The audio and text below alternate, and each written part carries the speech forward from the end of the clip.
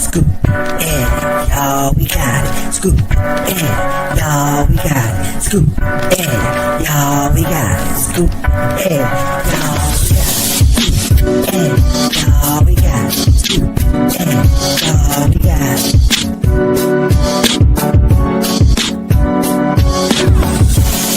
That's how we go. This is how it games the press pro. That's how we go. This is how it games the press pro. That's how we go. This is how it games the press pro. That's how we go. This is how it games the press pro.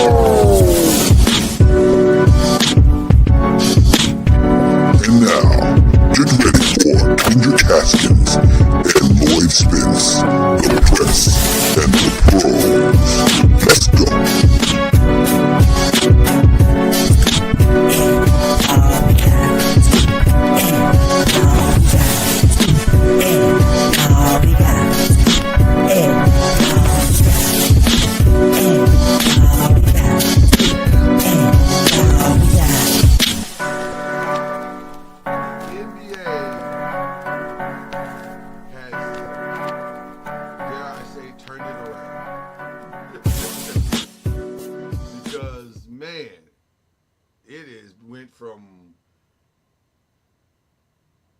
This is not fun to watch and not enjoyable to, man, these games are incredible.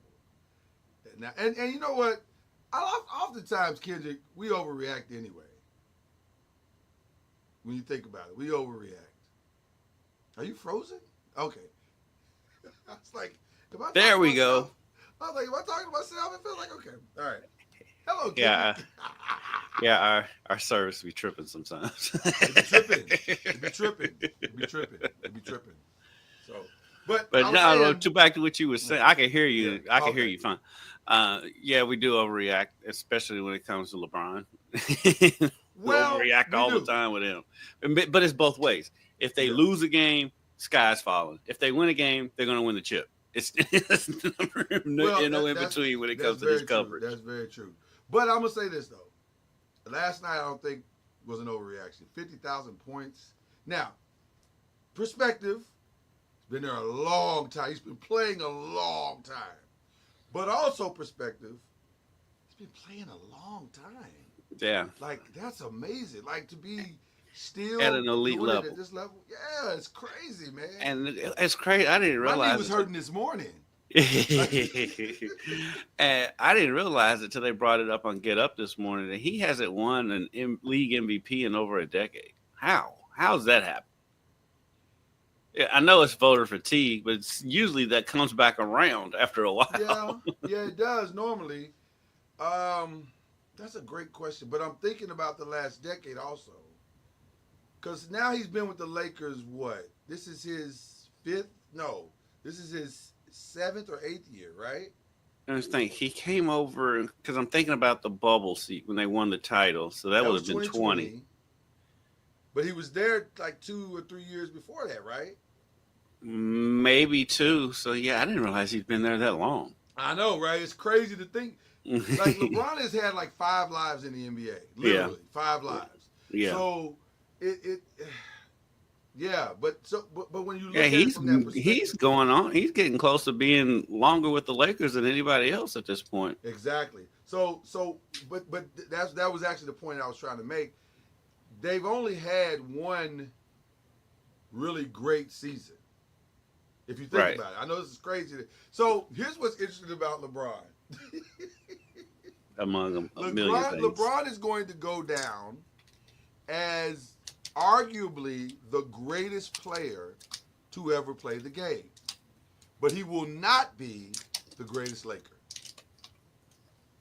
I can see that. That's wild, isn't it? But it's wild, but you know what, though? The longer he stays with the Lakers, the more that narrative is going to have to change. And where it should change, I don't think it will, because I don't think Laker fans are ever going to view LeBron as one of the great Lakers. I just don't. Well, because he's not completely a Laker. Right. Like he is a Laker. He wasn't born and raised a Laker. He wasn't born and raised. But neither was Shaq, and they give him that respect. Yeah. Neither was Kareem. Yeah. They give Shaq. I mean, he's got a Shaq. statue. Yeah, I was gonna say they gave him complete. Yeah. It's weird when it comes to LeBron. It is LeBron get a weird. statue. If he wins another title, he'll get a statue. I don't even think he has to win another title just because Jeannie Buss loves LeBron. Because of their relationship. But It's interesting. It's very interesting though. it is interesting because I've been a critic of LeBron for a while, Look but at- but I also give credit where credit's due. I mean, the man's been amazing, and I do think it's weird that Laker fans haven't embraced him yet because I know a lot of them, and then like it's like, yeah, he's there, yay LeBron, but he's always going to be Kobe, and I get it. I get the love for Kobe, but like while they were kind of rivals, there's no LeBron versus Kobe moment that sticks out outside of the All-Star game. No. There's There's no. But I think it's LeBron came to LA, whereas Kobe became LA. And that's the difference. It's he was so inundated with the city itself, he became synonymous with the city itself, much like Magic. So if you think about it, the two greatest Lakers are synonymous with LA, with everything Los Angeles, Magic and Kobe. And so all the other Lakers, Shaq, Kareem, LeBron, they all came to LA and made their contributions in LA. So that's kind of what it is, I think. but he's These kind guys of doing. are Los Angeles. He's kind of doing that though, and it's just in his own way. Because like the Hollywood stuff, I mean, that's L.A. That bad Space Jam movie. That has nothing to do with LA. That's something to do with him. Like he's benefiting from that. I'm talking about Kobe. Like fought homelessness in LA and all kinds of. He did a lot of things in LA, which is interesting because you would think that Shaq is LA. He is, but he's also Miami and he's all So it's a weird thing. Yeah, the LeBron thing it is weird to me. It just is because like I said, he's won there. I do wonder what it would be like if he does get another title. I think if he gets another title and they have the parade, it'll be a moment. Like because when they won the title, they didn't get a parade because of COVID. Right. And there's a lot of people who discredit that championship because of COVID. I'm not one of those. Right. But before we go any further, what is that behind you? So I'm glad you asked. So my daughter is a wonderful artist, and so she painted me the birthday crab, and it has birthday clues on it. Well, the 51's not a clue, is it? No, that's not a clue. But there's other stuff on here that's a clue that I had to figure out. So my other gift is on here somewhere. So I had to figure out. I wanted to show it because I was really impressed with what she did. Oh, you keep it up there, but I was just like, why is there a crab up there? I don't want it to fall. It's gonna fall somewhere. But it's not mounted to anything. I thought it was in honor of the crab dribble that LeBron. No. It's in honor of says he invented. her love for crabs, and she just likes to draw. She's a really great artist. She's actually amazing because she'll do stuff like that, but then she'll do these incredible like landscapes and like she's just a really talented chick. Yeah. Yes, that is a humble brag as a father, but not so much. Yeah, there's never a humble flex when you're bragging on your kids. No, not at all. So anyway, so that's I just wanted to give her some love. I'm proud of her. So this is going to be a pretty interesting day to say the least. Okay, so that's the LeBron part. We want to get that out the way. Now we got to get to some not so fun news. And this was like, I'm going to be honest with you, like I was telling you pre-show, this kind of broke me a little bit. It was really hard to watch and to even fathom the news that Kyrie Irving is out for the season with an ACL tear. But not bragging, because this is nothing to brag about. we predicted this though. Like we talked about this and said, when you're in your 30s, man, 40 minutes a game ain't it. That ain't it. Right. You can't be, and unless you're superhuman like LeBron. Unless you're superhuman, and he's one of one. He is the one, and historically LeBron's had his share of injuries too. I remember when he was still in Miami when he took that, or was he in Cleveland when he took that time off in December that went through into January. I think he was in Cleveland. That was in L.A. No, it wasn't in L.A. No, that was later. He took it in February and was out, or February or March or something. But I think it was in Cleveland. I don't know. Maybe it was in Cleveland. It feels like he was in Cleveland. Yeah. I don't remember any time off like that in Miami, so it had to be Cleveland. Yeah, but because Cleveland's the only organization to let him. Also,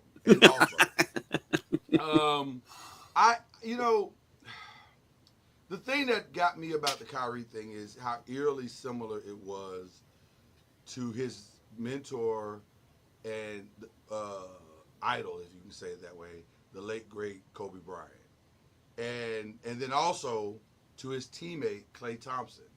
Mm-hmm. And it was just such a weird moment, and you saw the tears in his eyes, and it was just he knew, heartbreaking. Yeah, because he knew, knew, and it's just it was such a powerful and weird and heartbreaking moment, because also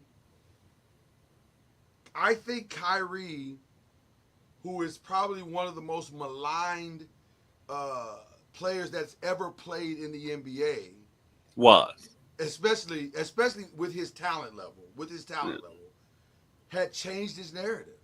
Yes. And it's now he's a leader, he's team, and I think he personally has found a measure of peace that he was looking for by playing in Dallas. And so now to see it just kind of like, and I don't know if we're going to see the same Kyrie ever again. Like, I know ACL tears are not what they used to be in the 60s, 70s, and 80s, but they are significant. Like, I've yet to see a player make it all the way back to what they were coming off an ACL tear. Well, it depends on what age they do it. I mean, Adrian Peterson did. But, again, superhuman outlier. Yeah. And they do. It depends on, like I said, it depends on the age. If they do it in their 20s, yeah. In the 30s, it gets a little tricky. It's tricky, especially when for a player like him who relies on quickness and saying and twitchiness and quick twitch, yeah. And so it will be tricky for him. But I believe in Kyrie. I think he'll be okay. I don't know about the Dallas training staff. That's the bigger question. Right.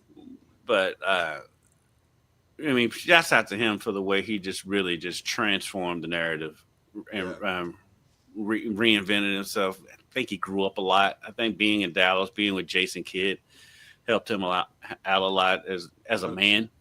100%, and so just prayers up for him that he's able to make a speedy recovery. As for going forward for the season, I think if you're Dallas, I think you go ahead and just shut AD down for the season. Well, that's where I was headed next. Yeah. I 100% agree that I don't think there's anything left to fight for if you're Dallas, because why? Like, let's be honest with yourself. Be honest with yourself. You're not making a run without Kyrie. You're not. And so why push AD, who is already at 7? Even if AD comes back now, he'll play the rest of the season at 80%, 75%. Yeah. Why? Why would you make it? And the best you're gonna get is the play in, and you're not gonna make a run. You're not making a run. You are not making a run. That's not happening. So I agree with you. Shut it down. Maybe you stumble into a phenomenal blessing called Cooper Flag. Maybe. You never know. They're not going to fall that far. Well, I mean, you're not, but I'm saying. But the thing is. In a random machine. You don't know. With the NBA, though. If you're listening to this, I just did the air quotes. You don't know. But there's also the carrot of the possibility of trading for KD in the Also. offseason too. Yeah. So I think you just go ahead and shut it down this season, count your losses, and just move forward.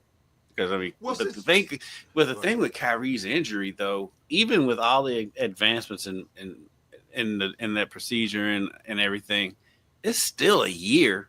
It's still a And year. so he's not gonna be back till March of next year, And here's February the at the thing that people need to- earliest. And here's what people need to understand about that, because you just brought up a very, very good point. You can't.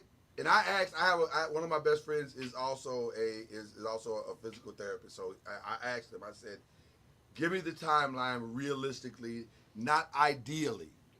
Give it to me realistically." He said, "Realistically, it's 7 months to start the rehab process properly, Mhm. before you can truly put proper weight on it, proper movement on it, and then after that, it's another additional 3 to 5 months to get the right stability." So now he said some guys have been able to, cheat the process a little bit, maybe get back a little under the 6 months, maybe 5 months, and then start the rehab. But at minimum, you're looking at 9 to 10 months minimum if things are ideal. But realistically, you're right. It's a 1 year. Start the clock the day he has the injury. It's a year from there. Right. And so that's what we're talking about. So I'm rooting for Kyrie. I want Kyrie to win. I have become a massive Kyrie fan because I love what he has become. I love seeing black men mature. It is one of the dopest things to me to see us grow into ourselves. Mm-hmm. And so that's awesome to me. And I want to see him continue to do that. And I think he will. But I'm also going to be a realist and say I don't know if we will see him be what he was. But Right. he's smart enough basketball-wise to make the adjustments and still Right. be good. Yeah. So I'm agree excited wholeheartedly. about- yeah. Yeah. Now, you mentioned KD. So this is a great way to segue into this. The game is what it was last night. Clippers, what the hell? 20 points, and you can't even hold it late in the third quarter. There's a reason why the Clippers have been flying under the radar because Oh nobody my believes God. in them. Nobody will. But when you see a game like last night, what is there to believe in? Like, Right. that's crazy. Right. So, Right. So that's that. That's that. Now, the press conference last night, I watched it. You probably saw it. You probably see the clip of it by now. I get it. There's nothing to see here. Me and Bud are competitors, and it's just high competition. I got it. I hear what you said. I even, to some extent, agree, except for this reason. Just last week, Right. Just last week, Devin Booker and Bud are getting into it. Yeah. And he's calling in the most Devin Bookerish kind of way, calling Bud out, saying our communication is bad. Mhm. And there are reports now that this has been happening, not the snatch, but communication issues have been happening all season. And you are in a very volatile situation with this team where KD has openly said, I want to control the narrative of my future. Not sure that future is here. And you got a Devin Booker who has not publicly said he's tired. But if you read the tea leaves, so no, KD, with all due respect to you, the argument may not be anything, but the volatility of the circumstances are something. Yeah. And that's my thought to it. With everything swirling around, I mean, people are going to look into it. I mean, that's the answer you expect him to give. I mean, he gave the right answer. He said the right thing. Yeah. And so, I don't They still know. got season to finish. Yeah. Like I said, Phoenix just needs to tear that thing down all the way down. I was going to ask you this, though. Probably. Is it- Yeah, I think so. Because I think that's the only way you keep Devin Booker. I've heard reports, and I don't know if it wasn't For our audio people, the question is Budenholzer one and done? And I think he is. So here's the thing. Oh, man. We're in it now, Kendrick. I've heard several different reports from several different sources that say Devin is the priority, which that's not a secret. He should be the priority this offseason. And they're trying to figure out how to build around him. The problem I have with the concept of that is he's seen this movie before. Mm-hmm. That's what you've been telling him his entire, believe it or not, 9-year career. I can't believe he's been Phoenix. in the league that long. Right. So when you look at it from that lens, that he's been in the league 9 years and you've been selling this same, we're building around you narrative to him, at what point does he go, no, I don't want to be built around anymore. I want out. I think listen. He's got to be getting close to that point. I was going to say, if Darren Fox got there in 6 or 7, Devin Booker got to be there. He got to be there. So, I don't know. You tell me what you think. I think it's. I just wonder. There is a thing of that we rarely talk about when it comes to professional athletes and this quality of life. I feel like Devin loves living in Phoenix. That's true. And so I think that's part of it. I think that's kind of the reason why he's kind of kept quiet. Well, Devin's kind of a quiet dude anyway, but he doesn't really say. Yeah. He really doesn't say anything off the court. On the court, you can see him talking, but off the court, he doesn't really. He goes along to get along. It seems like he doesn't, But yeah, I'm like with you though. At what point is it too much, especially with that owner who's a new owner who's very, very in the middle of everything? They keep rebuilding the roster over and over again. I mean, they were just in the finals, 3 years ago, 4 years ago? Now they're nowhere near it. It was right after, wasn't it right after the Lakers won? So that would be 2021. Is that correct? Am I right about that? Yeah, I think it was the first finals. Yeah, that was the first finals where we had people there. It was either 2021 or 2022. I want to say it was 21. Yeah. Okay. So you just made me pivot. I didn't even have this question in the docket, but I'm going to do it now. How did the NBA get these last 2 ownerships wrong? So wrong. Because the Suns owner is atrocious. So is the new Dallas Mavericks owner. They are awful at this. How did they miss so? Well, I mean, at the end of the day, I mean, money is money, and so what they do once they get in place, I mean, you can't really control it. I mean, there's bad organizations. Yeah, I mean, there's just bad organizations all around. I mean. Look at Washington. I mean, in Charlotte. I mean, those two have been bad, and have never been good. Whoever's on them, and so one day we've got to do a historically bad organizations list, like across all ownerships, like who are the worst owners in the history of sports. But 2 of those franchises are right up the road from Louisville. In Ohio. Very much so. Yeah, I don't know. I agree with you. I think Phoenix. I just don't know where Phoenix is supposed to do though. That's the real question. I don't know. I think they have to tear it all the way down. I mean, because right now they'll be in the lottery this year. I don't think where they're going to land in the lottery is going to get them a franchise-changing player because outside of Flag, I really don't see that in this year's draft. But you've got to rebuild it. And the thing is, what they have going for them, which teams like Washington, Charlotte, Indiana, Memphis, those type of cities don't have going for them, is they don't have Phoenix's weather.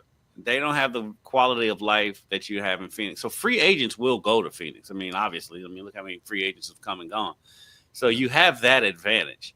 So you can rebuild. Phoenix can rebuild, and either through free agency and or through the draft. But at this point, it's not working. What they're doing now is not working. And so they need to, I think they just need to tear it all down, get what you can with the Devin Booker trade and the KD trade, and whatever you can get with Bradley Beal if he agrees to it. But you've got the assets to be able to trade and get pieces and go the OKC route, get a whole bunch of draft picks, and go from there. I think that's I by far think that's the better option. And the worst thing that you can do if you're Phoenix is to be fooled by what's about to happen, because you're probably going to make the play-in, not because you're good, but because everything has basically fallen into your lap. If we go to the Western Conference standings real quick, and I'll pull them up now. I was going to wait, but I'll pull them up now. The Thunder, number 1. Lakers number 2, which we'll get to that in a minute. Nuggets 3, Grizzlies 4, Rockets 5, Warriors 6. The Spurs are probably not going to make a run. Right. It appears that they're out. Maybe the Blazers find something, but because they're not consistent enough, I think, to make the run they need to make at this point. So by default, I think they can get into that. Maybe they can get to that 10th spot. They can get to Blazers can get to the 10th spot. Maybe. I mean, listen, the 9 and 10. Look what's in front of them. As though that's what I was gonna say. The 9 and 10 feel very obtainable. They do feel obtainable because the Clippers are playing awful. Their inconsistency is wild to me. Like especially to be as experienced of a team as they are. They're not a young team. They're old. But, but I mean, Norman Powell's had an all-star caliber season. 100%. James Harden's had a pretty good season. And Kawhi has played more than people realize. I don't understand what's going on with the Clippers. But nobody believes in them. No, I agree. It's very different. Like I was watching that. I actually turned away from that game in the third quarter because they were up by 21. And I'm thinking, oh, well, they got it. They'll get this one. And this is just more bad Suns basketball. And then when I turned back in the fourth quarter and saw that they was down, the Suns were down 5. I'm like, wait, what? How did this happen? Like, beauty of the NBA. It's the beauty of the NBA, man. It's crazy, but I think the Suns are going to get in to maybe the 9th, possibly the 9th or 10th spot. And you're right, the Blazers could sneak into. It's it's as likely that the Clippers and Mavs fall out and that the Blazers somehow stumble into the 10. Because they're playing well and they've got good young pieces. Yeah. And like out of those from 9 through the Spurs, out of all of those teams, I guess technically the Suns is the one I trust the most, but the Blazers, they seem the most competent, which is wild considering how young they are, how young their coach is, and Chauncey. And when you look at the players that are ahead of them, like you're saying, with the Clippers, with Kawhi and James Harden, the Mavs are just done. And then when you look at the Suns, they have a championship winning coach. You got KD, Devin Booker, and Bradley Beal. You don't trust them at all. And so I think the Blazers are going to sneak in there. At least get to that 10th spot. So the Blazers have an interesting time coming up, because from March 12th to March 23rd, well, March 25th actually, they have all home games. But the problem with that is the games are New York, Toronto. They should get to, they can have a chance at Toronto. They should absolutely get Washington. But then after that, they got Memphis, Denver, Boston, Cleveland. Yeah. That's where it gets a little like, oh boy, oy vey. There's a chance you'll catch one of them on the second half of a back-to-back. It is, and so that. And Memphis is wildly inconsistent. That's why they've dropped from second to fourth in a blink of an eye. The Blazers got to try to steal 2 in that week, and then the next week after that, they got Sacramento, New York, Atlanta, Toronto, and Chicago all on the road. But there's at least 1, 2, 3, 4 games there that you could steal. You know, you could get Sacramento possibly. You could get Atlanta. You could get Toronto. You could get Chicago. I don't think you could get New York if you're. I don't know. New York's weird sometimes. New York's weird sometimes too. Yeah. Yeah, but that's So it's a weird schedule. In the midst of all of that schedule, they got to try to steal 3 and hope that the Clippers and Mavs, who, by the way, the Mavs I think are absolutely going to fall out. Yeah. Because I think the announcement for AD not playing is coming any day now. Mm-hmm. I'm not even sure why we're waiting. Like, what are we waiting on? Right.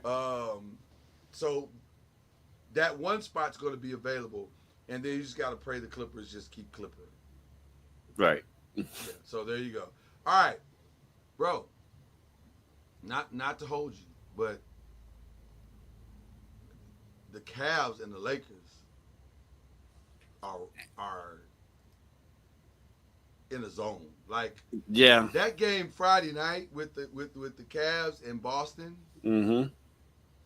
I obviously it started in a way that you were going, okay, so Boston is still the best team. I got it. Right. And then by the end you were like, oh no, okay. That's Cleveland might be ready. But it's exactly what we said.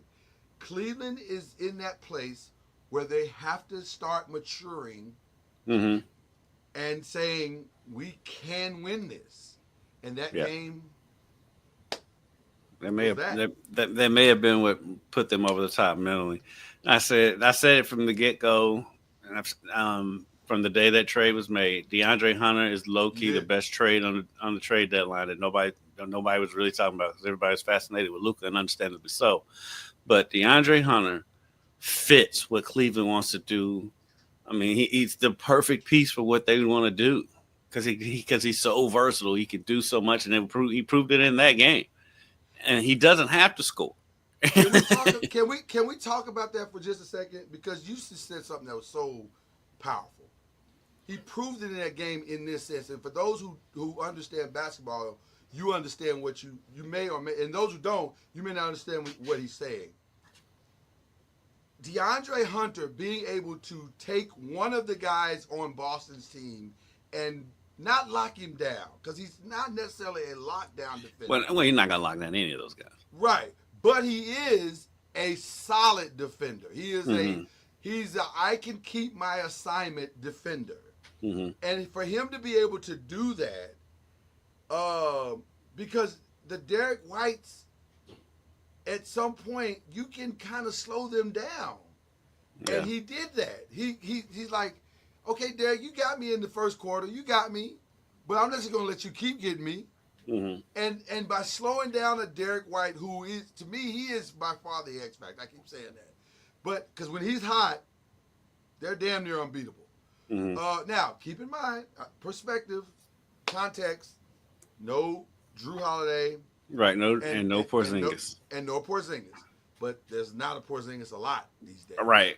So, the Drew Holiday point, the Drew Holiday part of it is the key part. I don't even consider Porzingis a key factor with them because he's out so much.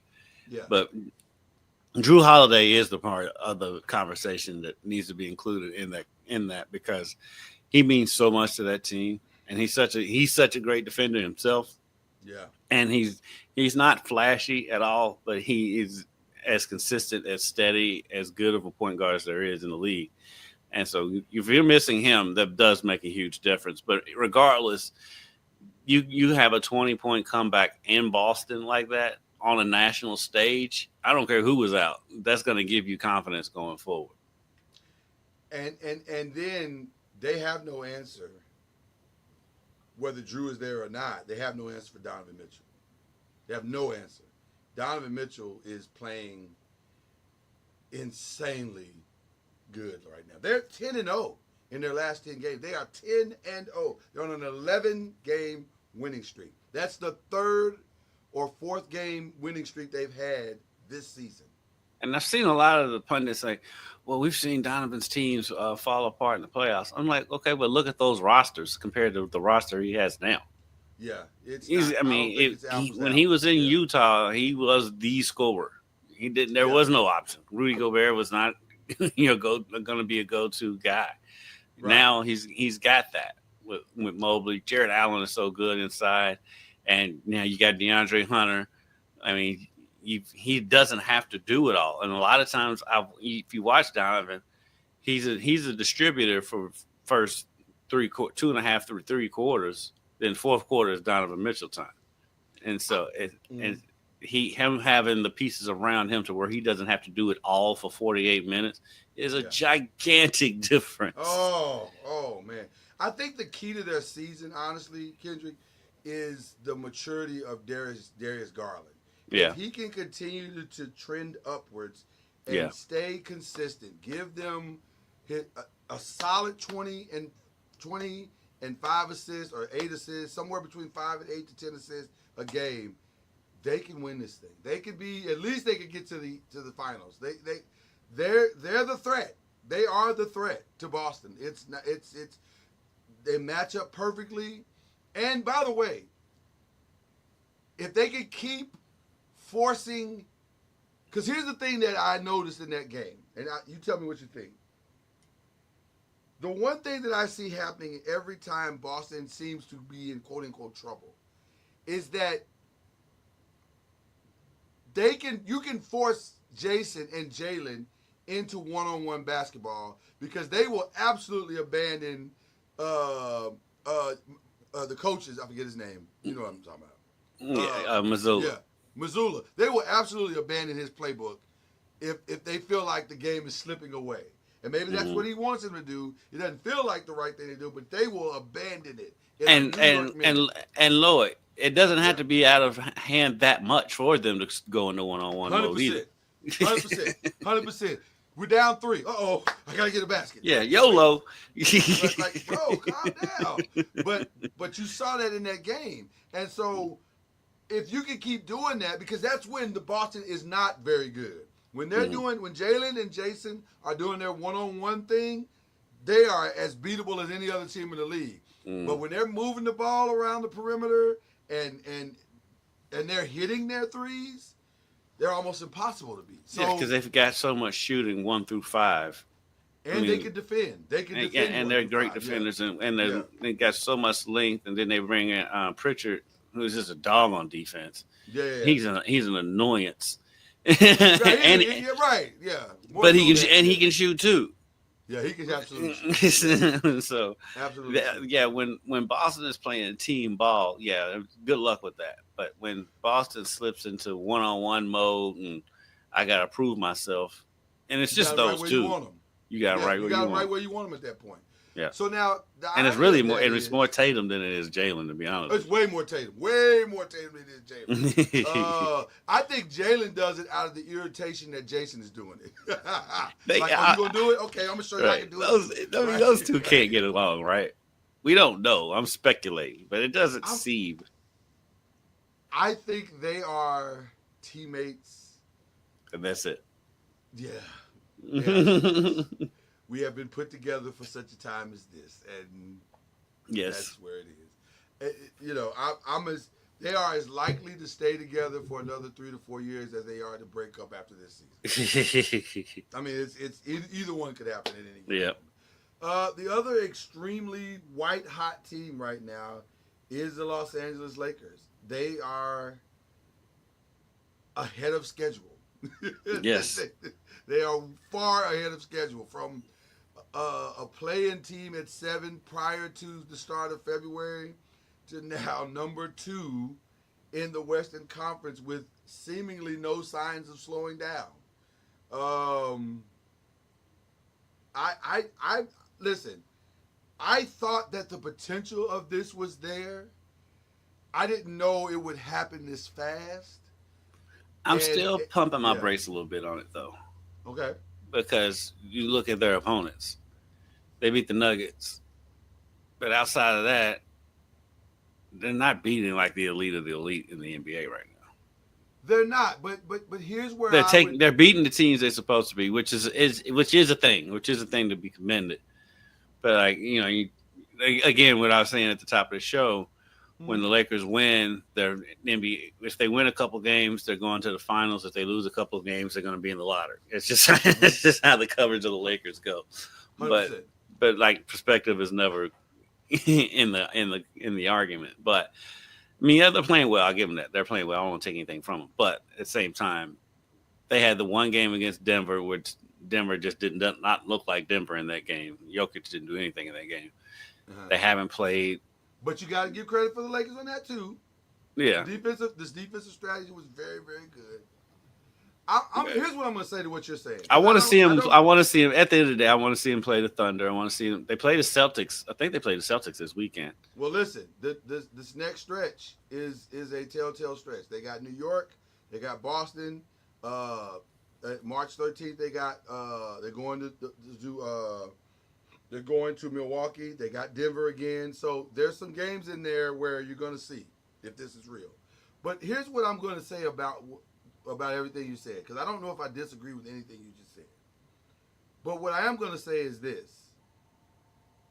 Where I'm starting to think this is real is that it's not that they're just beating the teams that they're supposed to beat, but they're beating them the way that you're supposed to beat these teams, which is not characteristic of any LeBron James team since he's been there. If I'm up to and including the 2020 year. Mm-hmm. That 2020 year, you didn't know, man. It was up and down, and who knows. And all of these games, like with all due respect to LeBron James, he has been white knuckle since he got there. Like you don't know what this game is gonna be. And it has taken him a Herculean effort to win a game practically his entire time in LA. Because AD never was consistent enough for him to, and the defense wasn't consistent enough, with the exception of the 2020. And by the way, we say the 2020 season, but really it wasn't the 2020 season. It was the 2020 season in the bubble. In the bubble. It kind of all came together for them in the bubble. But in totality, it's been very, you don't know what you're going to get. This is the first time we've seen a stretch of consistent good basketball, in my humble opinion, since the bubble. And so now I'm going, this might be real. This might be real. So I don't know. I think they're going to make it interesting. A lot of basketball left to play, but a schedule that sets up very, very well coming down the stretch. But then now when we get to April, and then April 3rd is really March 31st starts it off. Well, I guess maybe actually March 29th, because that's Memphis, then Houston, and Golden State. They get a little bit of a break on New Orleans, but then Oklahoma City back to back. That's a pretty good stretch. We'll find out. We'll find out then. We'll find out then, especially because Houston and the Thunder have strengths where the Lakers' weaknesses is, and that's inside. But then the other side of that is this. Depending on where you are at that time, if you're the Thunder and if you're the Lakers, by that late in the season, because those games are very late. Those games, especially that Oklahoma City, all of that's like the last 5 or 6 games of the season. If you've already locked down a solid 2 seed, but it could be a statement game going into the playoffs. 40-year-old LeBron, man. Man, LeBron's going to go out there and play. Yeah, he's not going to sit down. I don't know, man. Those are statement games going into the playoffs too. Okay. That back to back with the Thunder. Are those both in the same place? Are they both in LA or OKC? No, they're in Oklahoma City. So literally, the Lakers are going to go to Oklahoma City on that Sunday, April 6th, and they're probably going to stay because they play them again on Tuesday. Mm-hmm. There's no reason to go home. No, they wouldn't go home. Yeah, so it's going to be interesting. It's going to be a very, very interesting. But the Luka LeBron thing is, the biggest thing that blows my mind is both the defense and the spacing on offense. I'm still in awe of how much attention is being paid. By the way, Luka is commanding it because he's starting to find that rhythm again. So he's getting healthy from that injury that he had. Yeah. And so it's fascinating. So over in the East, we didn't bring that up. We'll bring it up now. Cavs are 1, the Celtics still 2. I think you can safely say that the Cavs and the Thunder are locked in. They are for sure locked in. Yeah. So there is some measure of scenario where theoretically the Knicks could catch Boston, but there's nothing that has indicated that they will. Right. Like it's a 3-game lead. It's only a 3-game lead, but it does feel somewhat insurmountable because the Knicks just don't have that. I think the Knicks need to worry more about the Bucks than the Celtics. Well, and so that's interesting too because the Bucks seem to be trending in the right direction. Yes. And they have they're in 4.5 games back. And then by the way, the Bucks got to try to fend off Pacers and a white hot Pistons team who's also 9-1 right now. I'm gonna tell you something. Listen, I think we said it last week, and I'll say it again. If I'm the Knicks, I don't know if I don't want to get out of that 3 spot. But then I don't know because it feels like Boston. It feels like Detroit's gonna find us wherever we go. Like I think Detroit's gonna end up in the 5. They catch Indiana. Yeah, because Indiana's so inconsistent. Yeah, they're only a game back. They're going to catch them. They're inconsistent. But the thing is, I don't want to play Detroit. That's what I'm saying.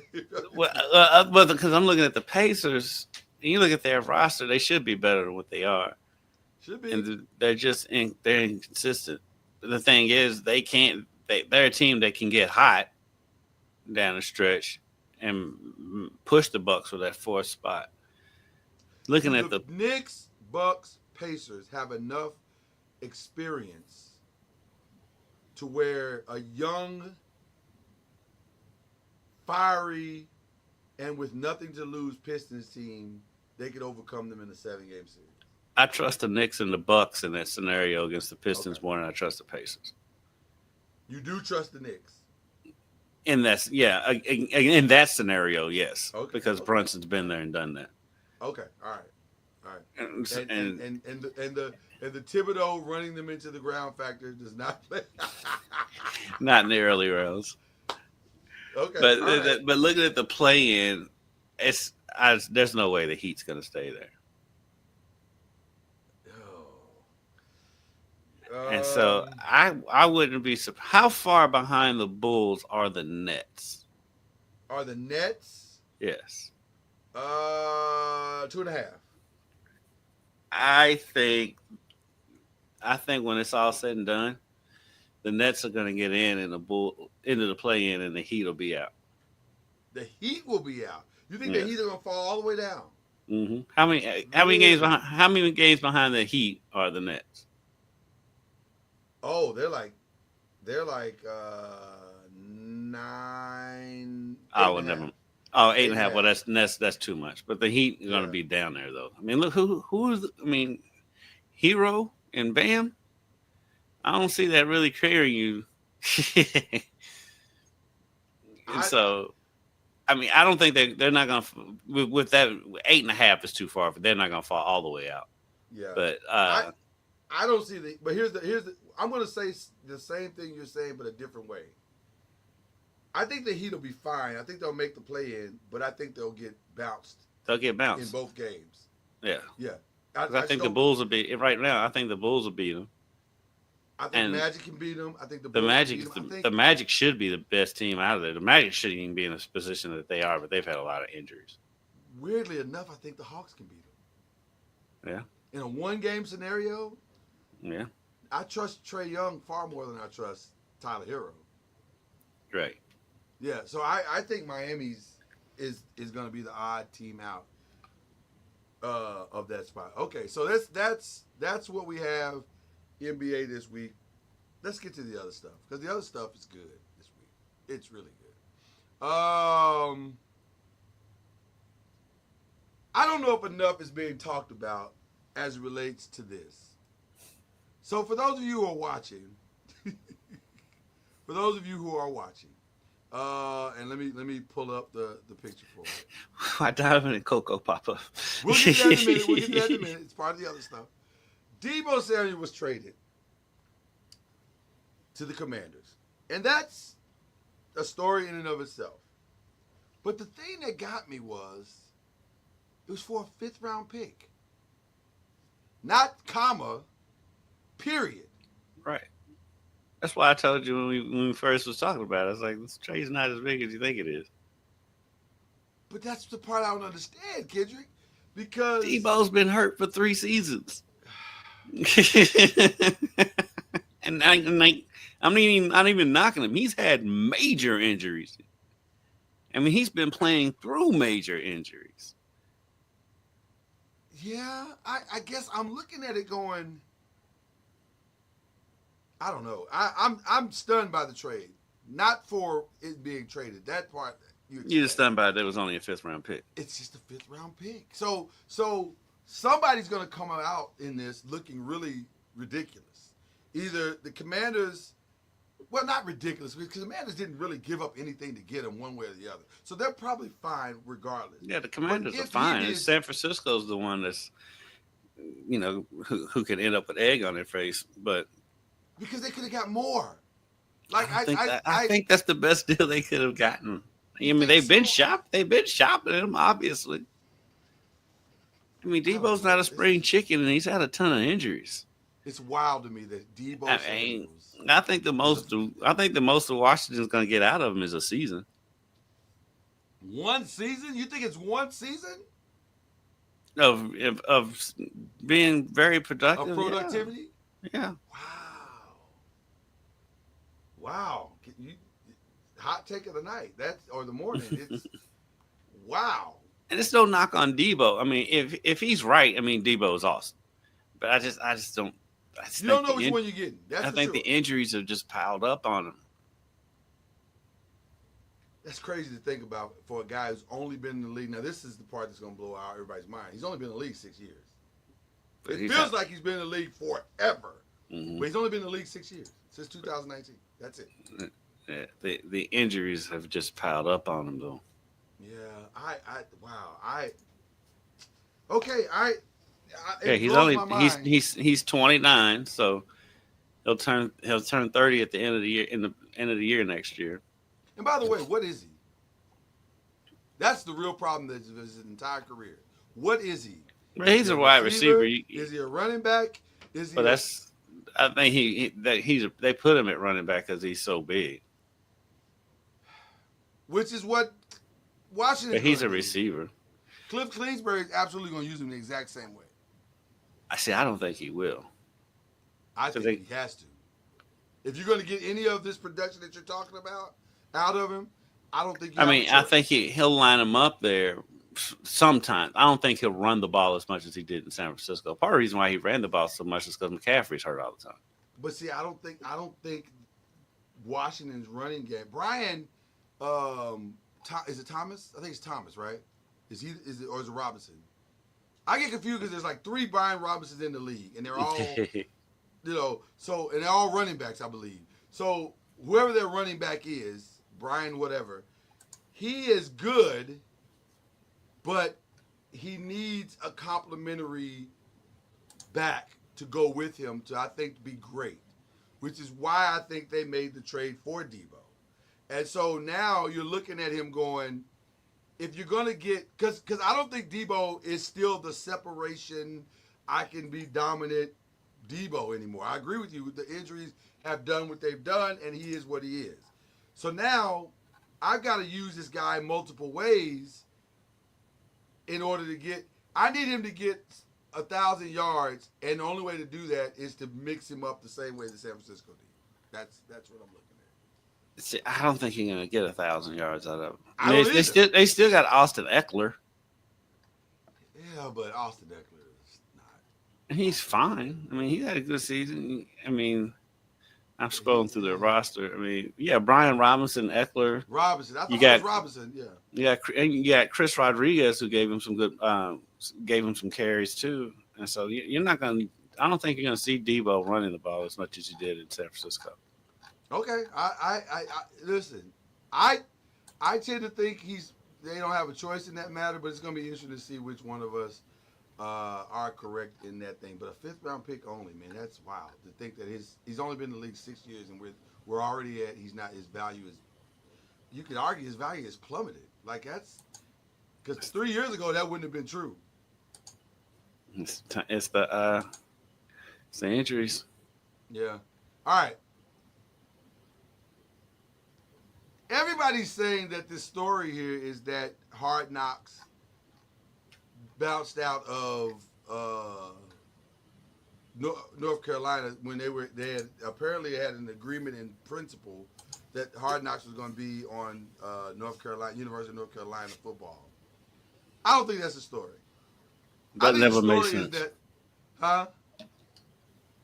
That never made sense to me. I think the story is that Hard Knocks can't find an NFL team. Nobody wants to do it because like the Giants look so stupid. They don't want to do it. To be fair, the Giants contributed quite a bit to their Oh own yeah, stupidity. yeah. So that Saquon Barkley phone call is going to live in infamy. Like was bad. I'll give them credit because I usually get bored with Hard Knocks. Even when Dallas has been on there, I usually get bored with it. But this year, the end season with the AFC North was fantastic. It's fantastic. I watched every one of those. Those were great.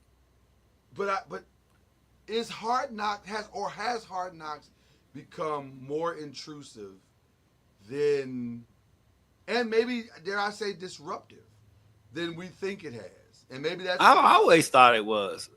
I mean, and there's a reason why Dallas has been the main ones that would do it because they love the attention. But most coaches, you've been around football coaches. Football coaches are the most paranoid people on earth. Right. They don't want anybody around for anything. And so, I think the owners are finally listening to the coaches. The coaches do not want any parts of this stuff. And so are we seeing the end of Hard Knocks? That's the real question right now. Like, are we about to see the end? I mean, at least some kind of retooling. Is there a college team that'll probably do it? Yes. My guess is that an SEC team would absolutely. It would be an SEC team. Lane Kiffin would do it. I can see Lane Kiffin doing it. 100%. Maybe DeBoer at Alabama. Maybe DeBoer at Alabama trying to rehab the rep a little bit. Maybe Heupel. Is it Heupel at Tennessee? I can see Oregon doing it. For sure. Oh, 100%. Nike would. I'm surprised Nike has not offered. It's just making all the Nike commercial. Would Colorado do it? Would Deion do it? They already do a version of it. I was gonna say, he actually kind of does his own Hard Knocks anyway, so, on Amazon. So I don't know. This is weird to me, but we're seeing the end of an institution. I think Hard Knocks is. By the way, we're in spring football at the University of Louisville right now. They're not doing it. Jeff's not doing it. Oh no, hell no. Jeff even though they have been more letting us do more at practice these first couple of practices this year. Yeah. Oh, really? Yeah, they actually moved the defense over to where we can actually see them. They did that yesterday. That was nice. You know what that's called? Growth. Yes,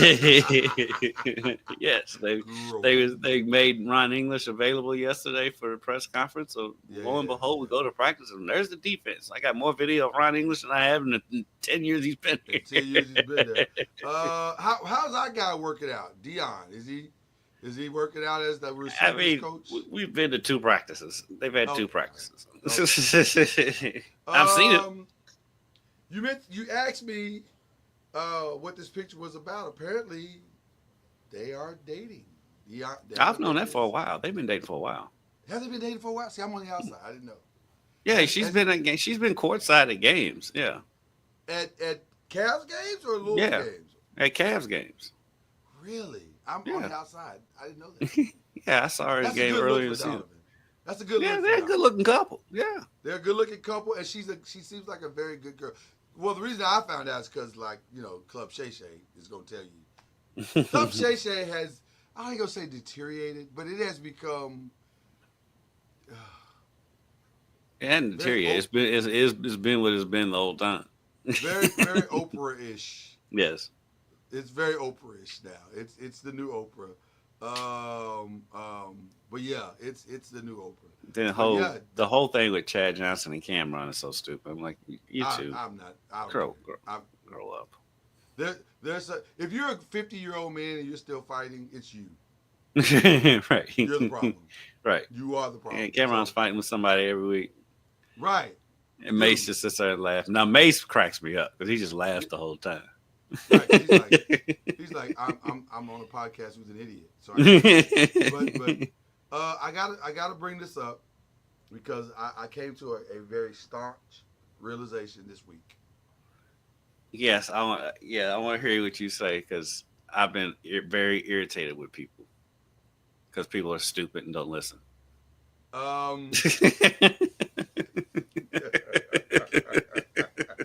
First of all, a very scathing assessment of people, but not inaccurate, but very scathing. So this is what I've come to, and I want to say this directly to Drake. I get it now. I get it. There's two videos that I've seen this past week. The first one was apparently he was at a party in Australia days before he canceled the concert. And he showed up at this party, and immediately the DJ started playing Squabble Up. While he's standing there walking into the party. Mm-hmm. So that was number one. And then out of nowhere at the Oscars, like the Oscars is doing what they do. You know, they're telling you about movies you've never heard of or seen. And randomly, Conan O'Brien says, we're at the halfway point, and this is the part where Kendrick Lamar comes out and says Drake is a pedophile. What? Like, what? That? And by the way, finish the joke by saying, don't worry, everyone, I'm lawyered up. That was the part that was funny. But the thing that annoyed me about it is because people were saying they're calling Drake a pedophile. No, that's not what the man said. No, if you not. Listen, he says it's time for Kendrick to call him. Right. He wasn't calling him that. He said it's time for Kendrick to call him that. But because we don't listen and because we're so ready to react to everything, we was like, oh, they called him. No, he did not. Conan O'Brien did not call Drake a pedophile on the Oscars. He said it's time for Kendrick to come out and call him. There's a distinct difference there. And use your ears. That part is very true. But here's the other side of the story.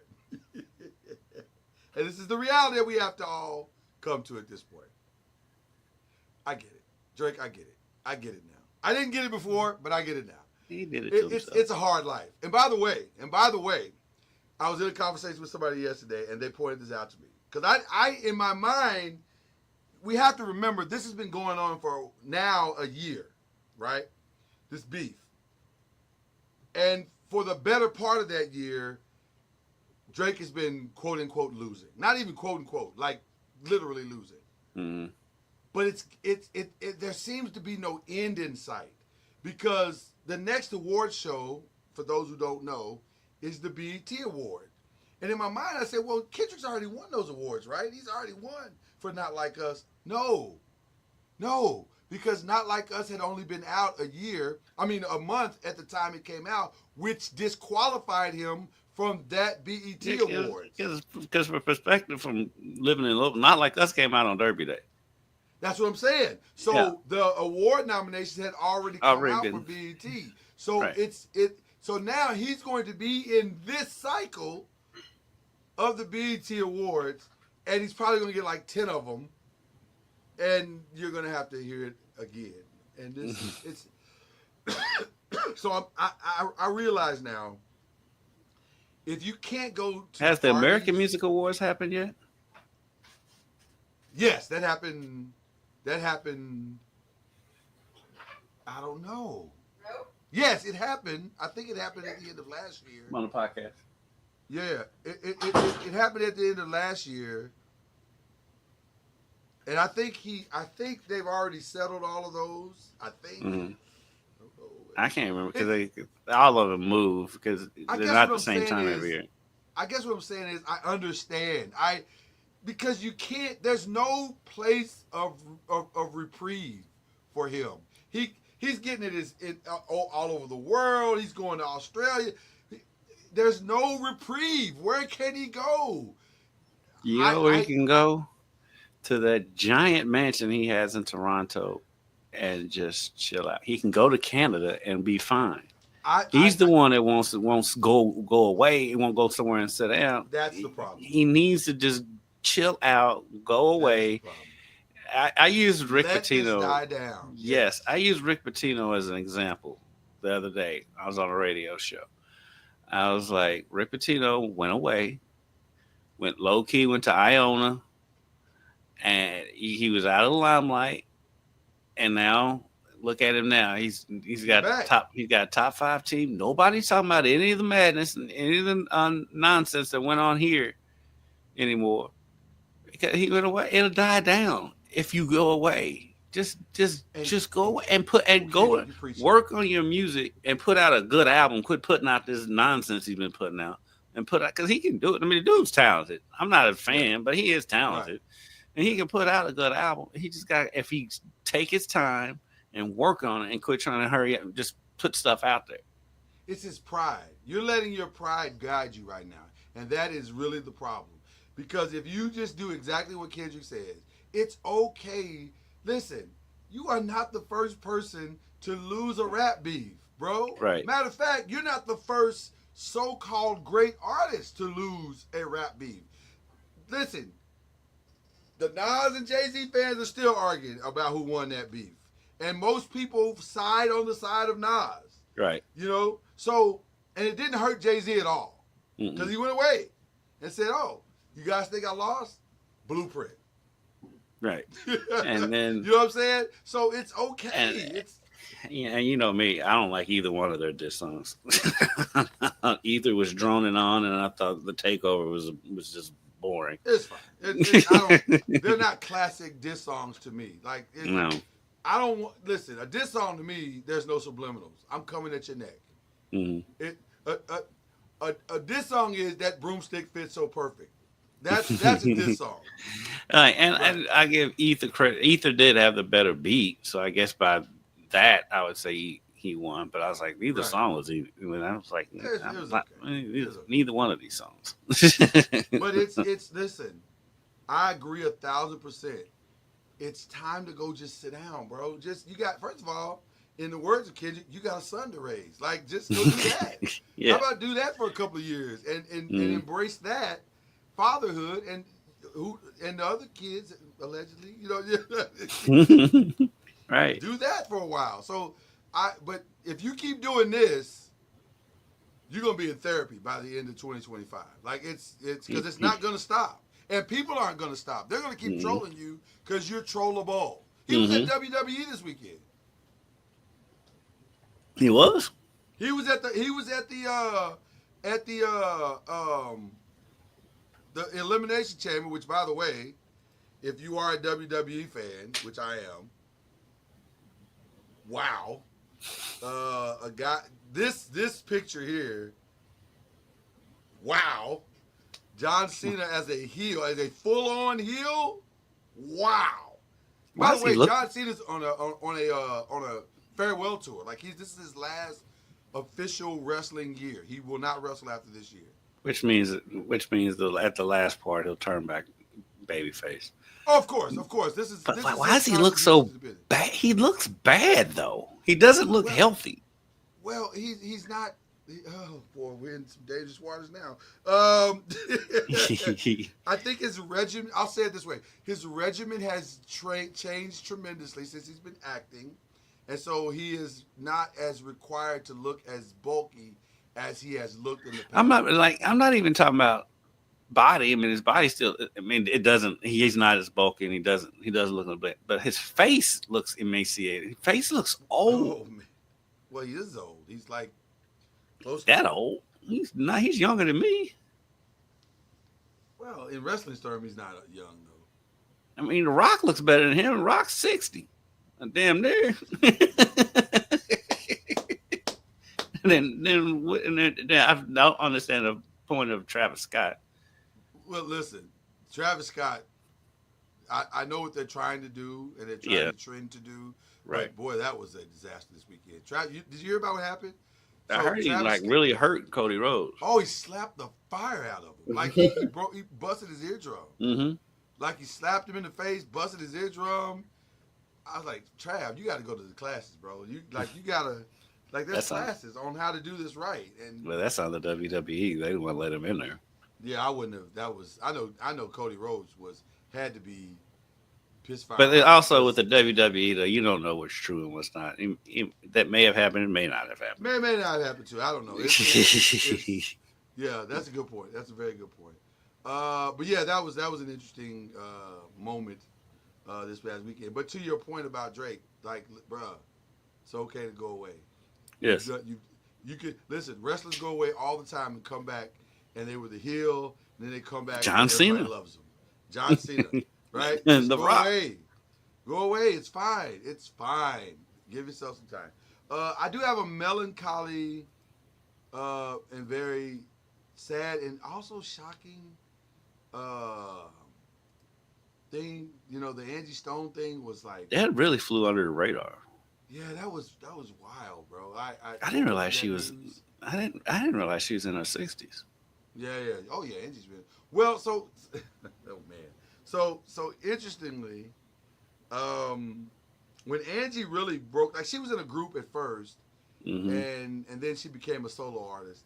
And when she really hit her stride as a solo artist, she was in her 30s.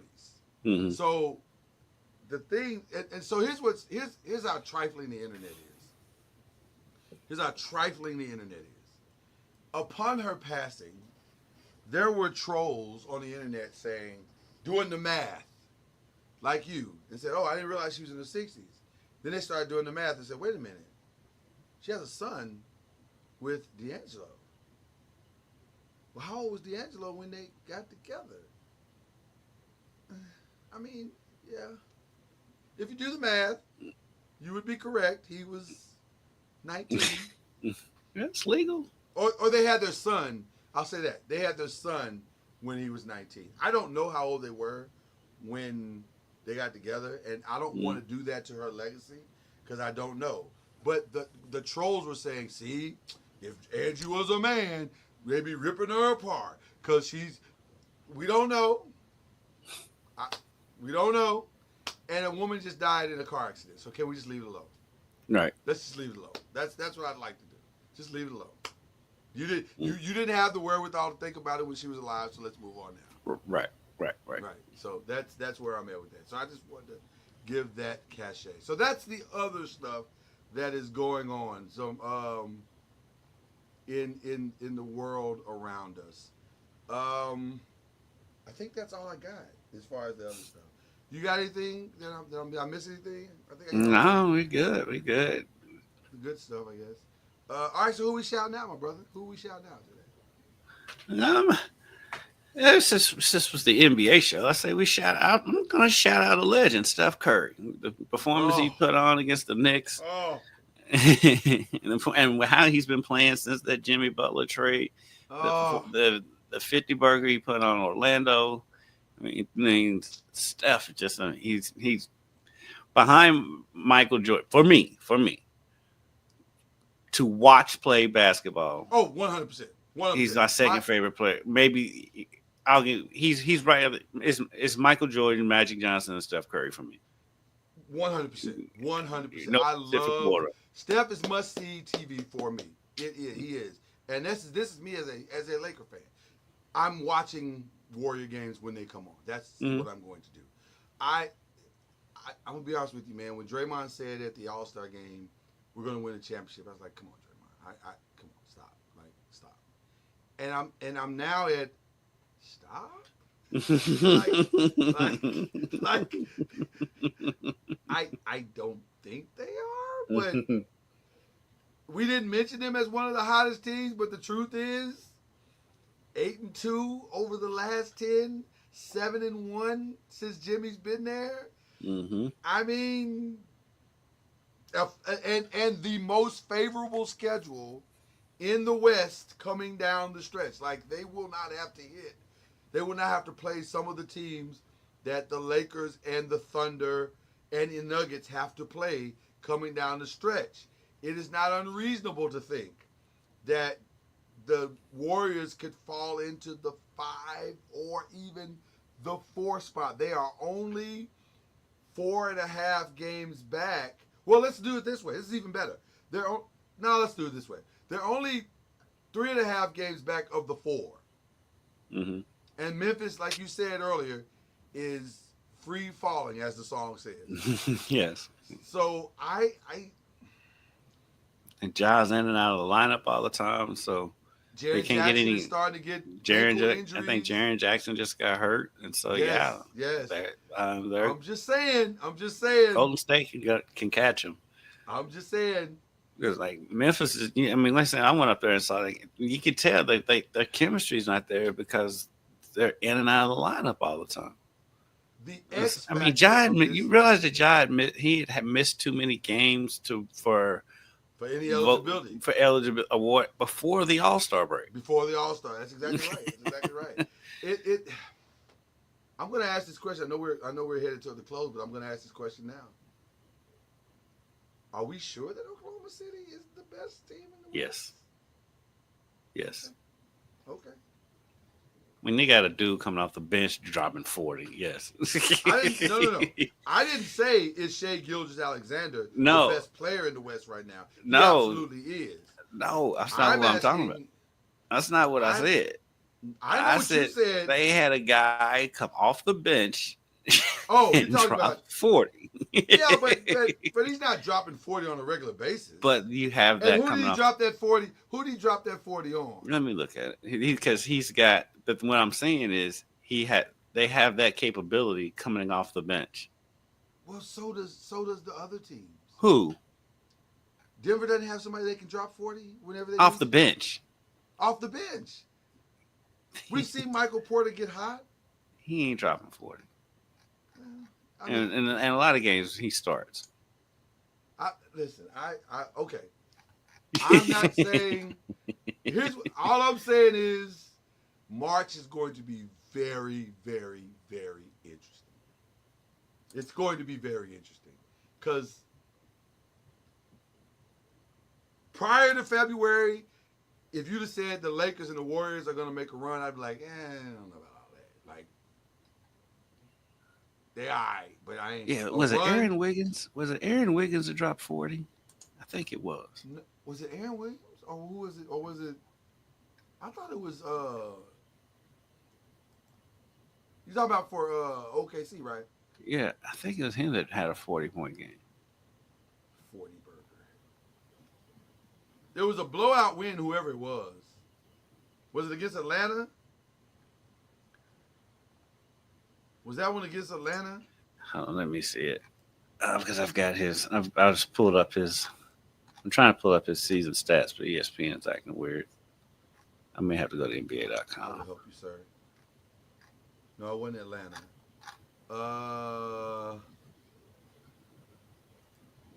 Oh man, it was. I thought it was a blowout win. That's what I remember, but I don't remember who it was against. Okay, now I got all the stats. Okay, I just don't remember who it was with. But I'm just saying. I don't think it was Aaron Wiggins, but he does. I mean, he's got multiple 25-plus point games. Yeah. I just think. Here it I is. just think- Here it is.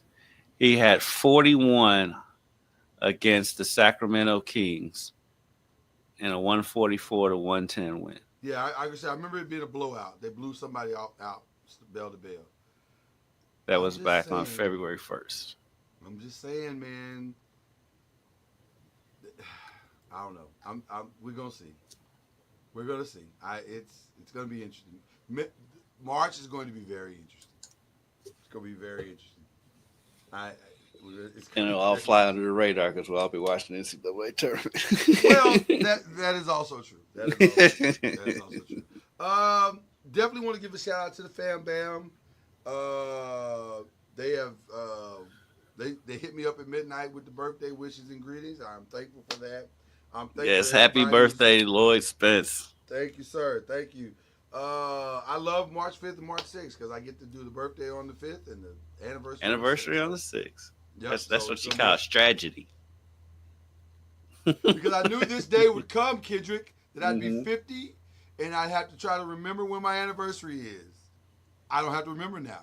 I just have to walk right into it every year. So I saw that 25 years ago or 26 years ago.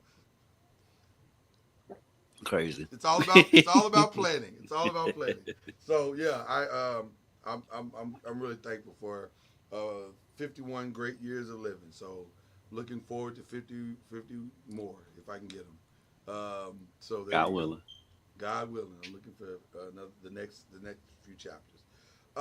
So thank you for that. Thank you for the wife and family and all the spoiling they've been doing and are planning to do. I have no idea what they have planned for me today, but I'm open to Enjoy it. your day, brother. Enjoy my day. So I want to give a shout out to them, and then also I want to give a shout out to you for just this amazing podcast that we're doing. We're on our 5th episode already. It's crazy to think that we've been doing this 5 times already, and it's going so well. I'm enjoying. I look forward to Wednesdays when we record this. I don't know when you're going to consume it as a watcher, but it's been a fun ride, and it's getting better and better. And we got so many great things coming down the pike. This is going to be a great year. But thank you, Kendrick, for agreeing to do this, and it's going to be fun. Now, next week, we're fluid, as Stephen A. Smith says. We're fluid. I will be on the road. We are We are leaving for Nashville on Wednesday morning. So yes. So we may be here next week. We may not be. We'll let you guys know. We may sneak in something early. I don't know what we're gonna do yet, but just stay with us, because if we're not here next week, we'll be back at some point. Right. Yeah, it's not gonna be forever. So yeah, that's just what we wanted to share with you guys. We're very fluid, but there it is. That's this week's Press and Pros. Love you guys. Thank you for your support, and we'll do it again next week. Y'all, we got it. Scoop and y'all, we got it. Scoop and y'all, we got it. Scoop and